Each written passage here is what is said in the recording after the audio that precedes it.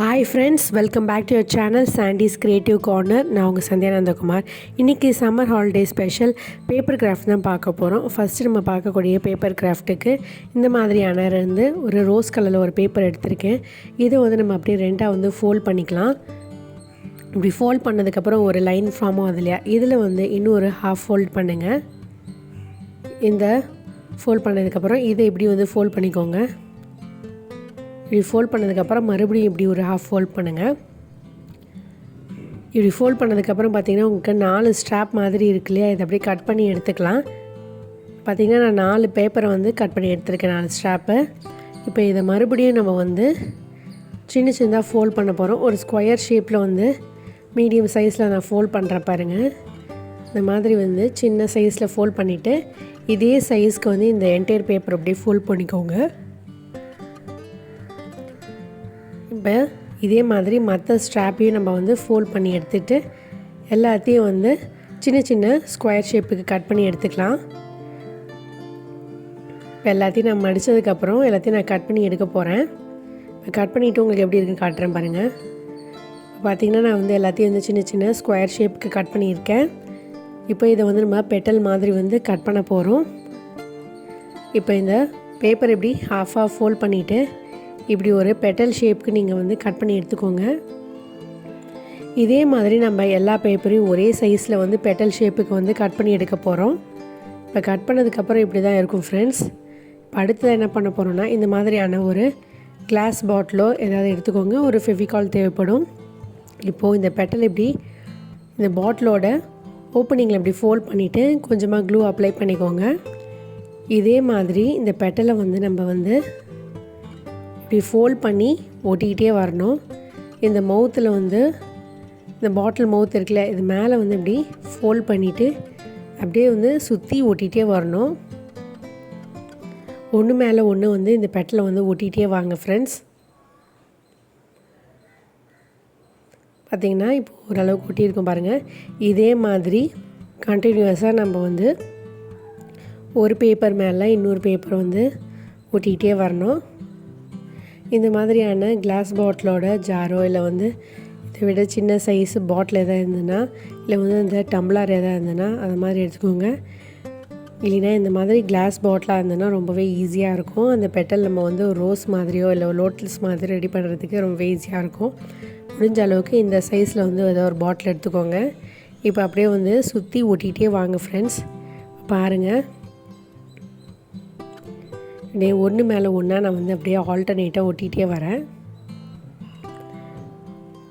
இந்த பெட்டில் ஆஃப் ஃபோல்டாக நம்ம ஃபோல்ட் பண்ணி இந்த மாதிரி ஓட்டிகிட்டே வரணும். நம்ம சம்மர் ஹாலிடேஸில் இந்த மாதிரி கிட்ஸ்க்கு எதாவது ஆக்டிவிட்டி கொடுத்தோம்னா அவங்க அழகாக பண்ணுவாங்க. அவங்களுக்கு ஒரு நல்ல டைம் பாஸாகவும் இருக்கும் ஃப்ரெண்ட்ஸ். இப்போ பார்த்திங்கன்னா இதை அப்படியே ஸ்டிக் பண்ணிகிட்டே வரேன் பாருங்கள்.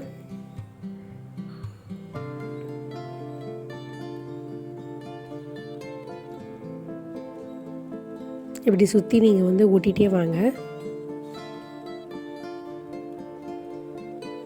இது மாதிரி கம்ப்ளீட்டாக ஒட்டினதுக்கப்புறம் லாஸ்ட் பெட்டில் இப்படி ஒட்டிட்டேன் பாருங்கள். இப்போது உங்களுக்கு இன்னும் அடர்த்தியாக வேணும்னா நீங்கள் இதே மாதிரி சைஸில் பேப்பர் கட் பண்ணி திரும்பி இதே மாதிரி பண்ணுங்கள்.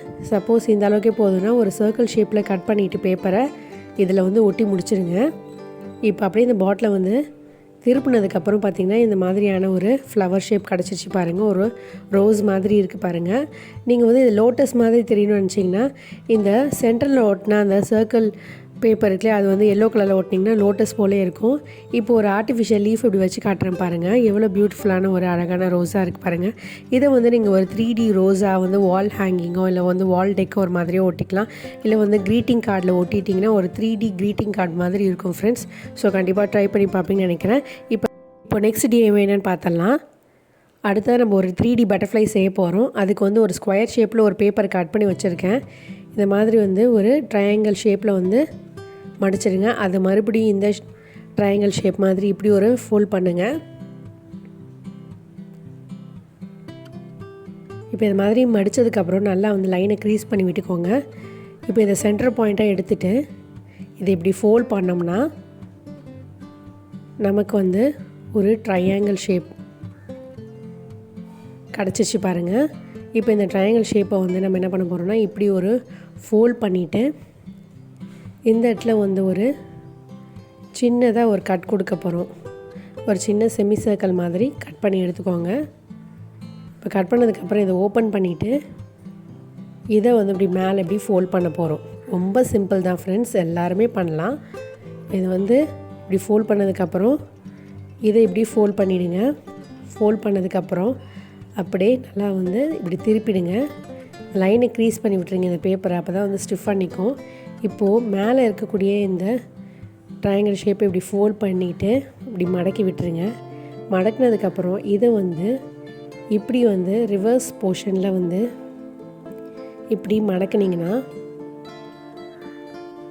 நல்லா அழுத்தி மடக்கி விடுங்க. நான் எடுத்தது வந்து ஒரு திக்கான பேப்பராக இருக்கனால வந்து நல்லா வந்து லைன் க்ரீஸ் பண்ணி விடுற மாதிரி இருக்குது.